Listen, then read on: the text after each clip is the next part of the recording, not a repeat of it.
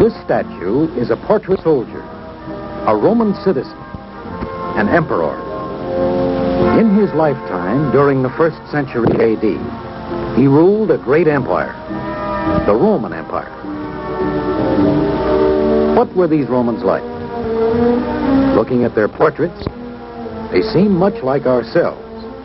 And yet, in some ways, they must have been quite remarkable, for they were rulers of the ancient world for centuries.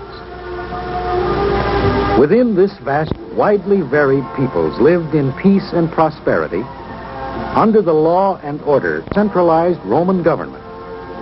Let us see something of the story of the rise of the Roman Empire from its beginnings. About 2000 BC, tribes from Central Europe crossed the Alps into Italy, settling in the fertile plains and valleys of the peninsula. One of these tribes, the Latins, settled around the Tiber River. The Latins were simple farmers with little culture. Their economy was based on raising grain, especially wheat, as well as olives and grapes. The Latins had few skills and no written language. They lived in plain huts, surrounded by their small farms. Although close to the sea, the Latins were never sailors. Yet from the sea came a people who taught them much. A seafaring people, the Etruscans, took this part of Italy, ruling some of the Latin peoples. One important city-state that grew during this period was Rome. The people of Rome, the Latins, learned much from the Etruscans. They learned to build in enduring stone. In time, they would surpass all other peoples as architects and engineers. From the Etruscans, the Romans learned skills such as fresco painting, as well as the art of working in bronze. The Etruscan people also taught the Romans about warfare and government. The Etruscan government was a monarchy, ruling the two classes of Latins or Romans. Patricians, wealthy landowning aristocrats, and plebeians, artisans and small farmers. Senators chosen from the patricians were supposed to act as advisors to the king. But the Etruscan kings proved to be tyrants. So, in 509 BC, Romans overthrew the monarchy and set up their own Roman Republic. The Republic was headed by two consuls, elected annually from the patrician class. Thus, through the consuls and the Senate, the patricians controlled the early Republic. But the plebeians made themselves heard, too. In time, acting collectively, they forced the adoption of a code of written laws to define and safeguard their position. Also, they elected officials called tribunes, who could veto any legislation threatening the rights of plebeians. And so, from 509 BC on, Rome enjoyed a strong government and a strategic position in the Mediterranean world. That world was one of many different cultures. From Carthage and lands such as Egypt, Mesopotamia, and Greece, the influences of many peoples gravitated toward Rome. The Romans became the heirs of these Mediterranean civilizations, including the older cultures of Egypt, of Mesopotamia, and of Greece. What were they like, the Romans who ruled this vast empire? The basic unit of Roman society was the family, and the father was the head of the family. His word was law. His discipline was severe. He instilled in his children the Roman virtues of courage, loyalty, and self-control. Every Roman son looked forward to the day when he might receive the highly coveted title of Roman citizen. Whether they were ordinary men or persons of high rank, the title Roman citizen conferred a certain equality on all Romans. Roman citizenship implied responsibilities and rights under Roman law. In the courts, magistrates administered the law impartially and strictly. Romans were proud of their law. Respect for it was part of their way of life. Roman law was fair not only to Romans, but to foreigners as well. As Rome's commercial importance grew, her lawmakers realized that justice for the foreign trader and consideration for his ways were advantageous to Rome.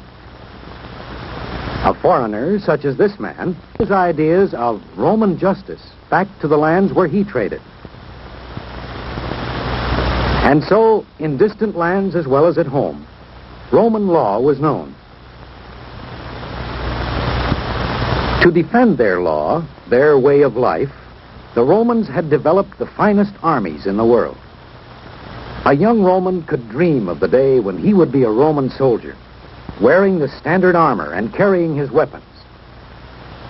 The training was rigorous, but family discipline prepared him for it. Good training, plus effective, well-engineered weapons, gave Rome an invincible military machine. The training prepared young men to take their places in the powerful, mobile Roman legions. Earlier peoples, like the Greeks, massed their men in solid phalanx. An enemy could penetrate or outflank this unwieldy formation. The Roman legion was made up in 3 ranks of small, self-contained companies. These small units could be moved quickly to support a danger spot without breaking the whole formation. Or they could be moved quickly to change direction and prevent outflanking. Mobility helped to make the Roman legion invincible.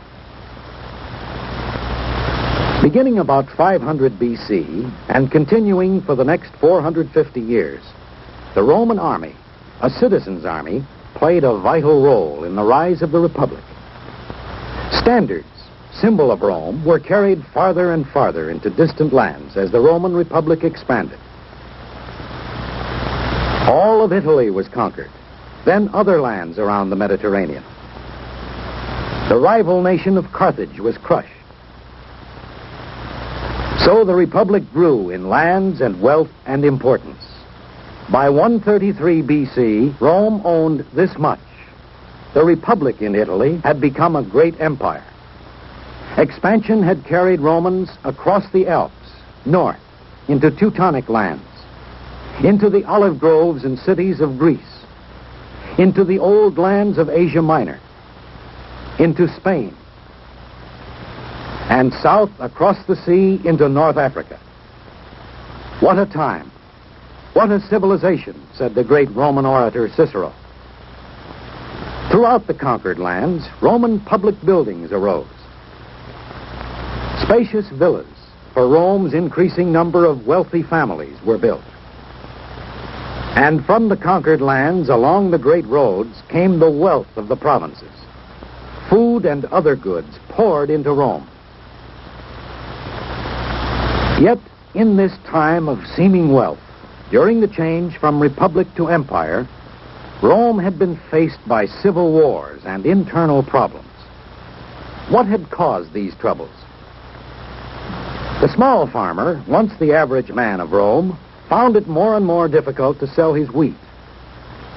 He could not compete with the flood of grain being imported from the provinces.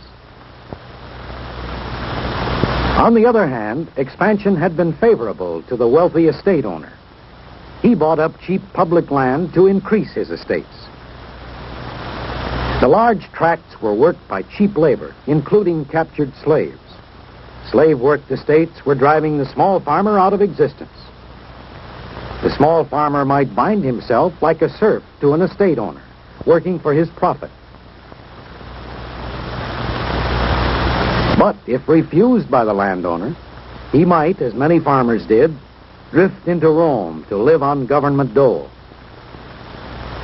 Other jobless and landless people also went to Rome, seeking help. In Rome and other cities, the discontented sought leaders who promised reforms. During the latter days of the Republic, electioneering gave way to riots and civil wars, as factions turned more and more to force to settle differences.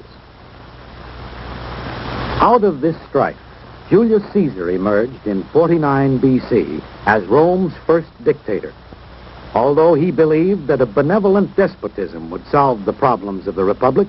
He met opposition in a group of senators who assassinated Caesar in 44 BC. The Roman Republic ended with his death. Caesar's heir, Augustus, was the first Roman emperor. Under him and later strong rulers, the Roman Empire flourished. The extensive Roman roads carried trade and culture to all parts of the empire. Along such roads, messengers could carry government communications to even the most remote forts on the borders of the vast empire.